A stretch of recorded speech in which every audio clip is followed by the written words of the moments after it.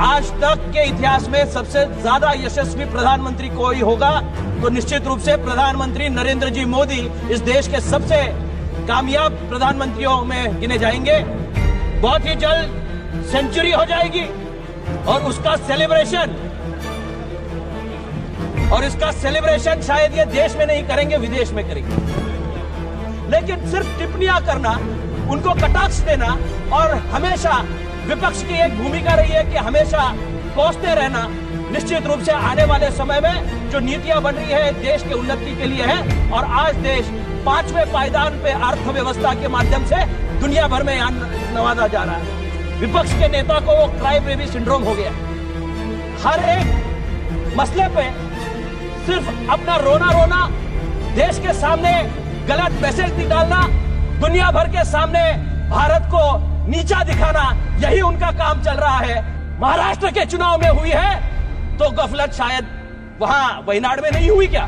इनका लोकतंत्र में विश्वास नहीं है, इनको प्रजातंत्र में विश्वास नहीं है, इनको एक फैमिली की राजनीति में विश्वास है। मैं अपनी पार्टी शिवसेना की ओर से माननीय राष्ट्रपति जी के धन्यवाद प्रस्ताव का स्वागत करते हुए इस देश की उपलब्धियों को गिनाना नहीं चाहता, क्योंकि प्रधानमंत्री नरेंद्र जी मोदी साहब के कुशल नेतृत्व में पिछले 10 साल में रिकॉर्ड तोड़ काम इस देश ने देखे और इसीलिए उन नीतियों का आज ये ब्यौरा है कि तीसरी बार देश की आम जनता ने प्रधानमंत्री जी के नेतृत्व में और इस देश में बनाई हुई पिछले 15 साल की नीतियों में विश्वास रखते हुए हमें फिर आपके सामने काम करने का मौका दिया। मैं राष्ट्रपति जी का अभिभाषण बहुत गौर से सुन रहा था। सर्वप्रथम मैं देश के उन शूरवीरों को जिन्होंने इस देश के लिए अपनी जान गंवाई है, जान न्यौछावर की है, उन पे उनका धन्यवाद करते हुए उनको नमन करना चाहूंगा। निश्चित रूप से ये जो अभिभाषण है ये सरकार की नीतियों का एक दर्पण है, बल्कि भविष्य का भारत कैसा होगा इसका एक दिशा दर्शक भी है। वर्तमान सरकार में यशस्वी प्रधानमंत्री नरेंद्र जी मोदी जी के नेतृत्व में आम जन, गरीब, किसान, मजदूर, अनुसूचित जाति, जनजाति, पिछड़े वर्ग के अर्थात समाज के सभी वर्गों के कल्याण की कृति की संकल्पना है। मैं आदरणीय अध्यक्ष जी किसी की और उंगली नहीं दिखाना चाहता, लेकिन कल एक विपक्ष के बड़े नेता महाराष्ट्र की राजनीति के बारे में बोल रहे थे और महाराष्ट्र में जो इलेक्टोरल पॉलिटिक्स हुआ उसके बारे में अपनी टिप्पणी कर रहे थे। आज तक के इतिहास में सबसे ज्यादा यशस्वी प्रधानमंत्री कोई होगा तो निश्चित रूप से प्रधानमंत्री नरेंद्र जी मोदी इस देश के सबसे कामयाब प्रधानमंत्रियों में गिने जाएंगे। और एक रिकॉर्ड विपक्ष के नेता के नाम पे भी ये दर्ज किया जाएगा। आज तक के इतिहास में 89 चुनाव किसी के नेतृत्व में हारे होंगे तो इनके नेतृत्व में हारे और इससे पहले किसी के नेतृत्व में नहीं हारे। बहुत ही जल्द सेंचुरी हो जाएगी और उसका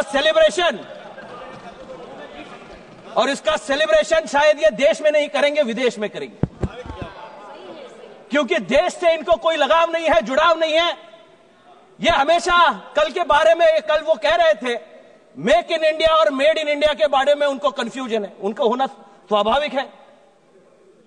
वो मेड इन इंडिया है, असेंबल्ड इन इंडिया है, उसके बारे में उनको जानकारी ज्यादा है। निश्चित रूप से मैं कहना चाहूंगा इस देश की धरोहर को जो जानता है, इस मिट्टी से जुड़ा हुआ है, वो निश्चित रूप से मेक इन इंडिया क्या है वो जानता है। मेड इन इंडिया इस भारत का लौह पुरुष था और निश्चित रूप से वो आगे लेके जाने का काम आज नरेंद्र जी मोदी साहब यहां कर रहे हैं। भारत की राजनीति को एक नई ऊंचाई पे, इस देश के नव युवक को आगे ले जाने का काम नरेंद्र जी मोदी साहब के नेतृत्व में चल रहा है। लेकिन सिर्फ टिप्पणियां करना, उनको कटाक्ष देना और हमेशा विपक्ष की एक भूमिका रही है कि हमेशा कोसते रहना, निश्चित रूप से आने वाले समय में जो नीतियां बन रही है देश के उन्नति के लिए है। और आज देश 5वें पायदान पे अर्थव्यवस्था के माध्यम से दुनिया भर में नवाजा जा रहा है। अगर ये उपलब्धियां उनको दिखाई नहीं दे रही तो निश्चित रूप से एक सिंड्रोम नया निकला है, क्राई बेबी सिंड्रोम। विपक्ष के नेता को वो क्राई बेबी सिंड्रोम हो गया है। हर एक मसले पे सिर्फ अपना रोना रोना, देश के सामने गलत मैसेज नहीं डालना, दुनिया भर के सामने भारत को नीचा दिखाना, यही उनका काम चल रहा है। और उनके पुराने शासन काल में भी इस देश को चाइना के सामने झुकने के लिए किसी ने मजबूर किया हो तो इन्हीं की नीतियों की वजह से चाइना के सामने हमें झुकना पड़ा था। लेकिन आज सीना ताने हम कह सकते हैं कि चाइना को आंखें दिखाने का काम नरेंद्र जी मोदी साहब की गवर्नमेंट एक माध्यम से, दमखम से यहां कर रही है। आज ये चुनावी माहौल नहीं है, लेकिन महाराष्ट्र की जनता ने जो चुनावी मैंडेट दिया है, उस टाइम सिर्फ एक चुनाव नहीं हुआ था सर, 2 चुनाव हुए थे। महाराष्ट्र में चुनाव हो रहे थे, उसी के साथ वायनाड में भी चुनाव हो रहा था, वहां प्रियंका जी लड़ रही थी। अगर गफलत महाराष्ट्र के चुनाव में हुई है तो गफलत शायद वहां वायनाड में नहीं हुई क्या?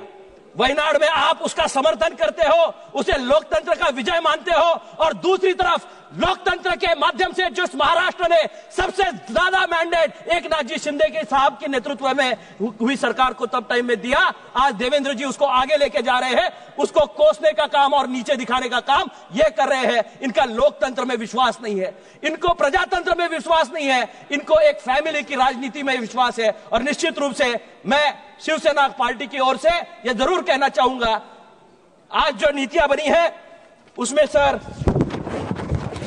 देश में विकसित भारत बनने के लिए पिछले 10 वर्षों में किसानों के लिए मोदी सरकार ने उठाए गए कदम, जीवन को बेहतरी से आगे ले जाने के लिए आयुष्मान योजना हो, किसान सम्मान योजना हो, आत्मनिर्भर भारत हो, मेक इन इंडिया हो, अटल पेंशन हो, मुद्रा योजना हो, अटल योजना हो, उड़ान योजना हो, राष्ट्रीय सड़क बनाने के लिए पंतप्रधान सड़क योजना हो, हर एक माध्यम से जनमानस तक पहुंचने का काम आदरणीय प्रधानमंत्री जी के नेतृत्व में चल रहा है। और कल भी जो आम नागरिक यहां टैक्स भुगतान करता था, उसको 12 लाख तक की छूट देने का, उसको कोई टैक्स नहीं होगा। यह क्रांतिकारी निर्णय इस गवर्नमेंट ने यहां इसके माध्यम से लिया है। मैं आपके माध्यम से ये धन्यवाद करना चाहूंगा राष्ट्रपति महोदया जी का।